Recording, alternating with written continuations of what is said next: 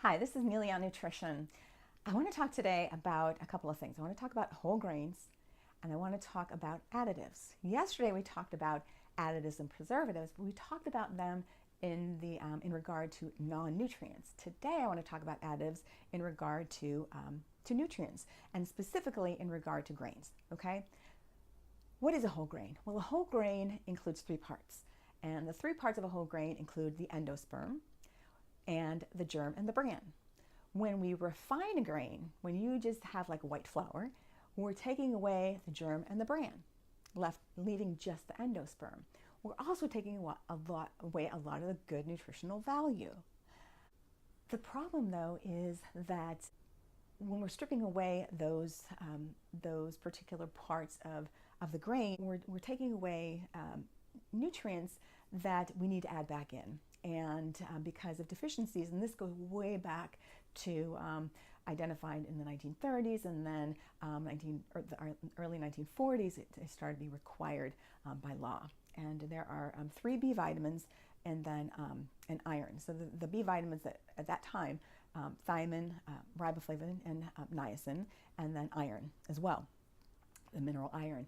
And then later in the 1990s, an additional B vitamin, folate, was added to the list because of neural tube defects. So 5 vitamins and minerals, the 4 B vitamins and iron, are required by law to be added to flour and cereals and some other grains because of potential nutrient deficiencies.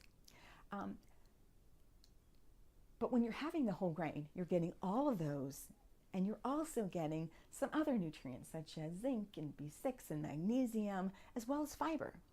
So when you're eating the whole grain, you're getting a whole lot more nutritional value. So that's why we encourage eating whole grains.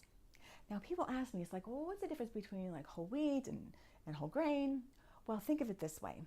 So the family is whole grain, where the individual grain is wheat, whereas the whole family of fruit, the individual fruit, is apple.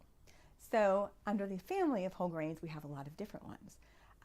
For example, wheat, but we also have amaranth, there is bulgur and barley and buckwheat and corn. Yes, corn is a whole grain, a very nutritional grain, by the way, which surprises a lot of people.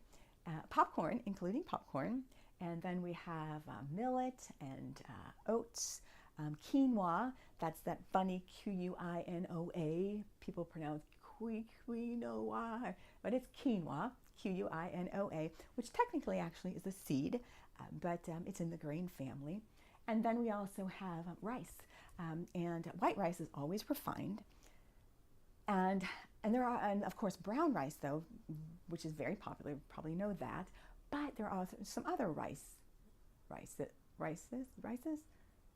that the plural of rice? Anyway, purple, black, and red are also whole grains as well. So it's like along with the brown.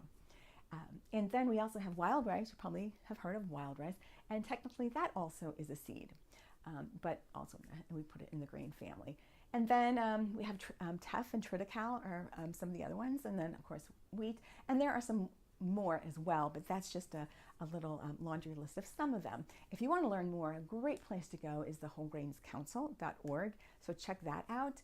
And yeah, so I hope that was a little bit of information about why you might see enriched on a label. And if you see enriched, it's because it's enriched with those 5 nutrients, those 4 B vitamins and iron.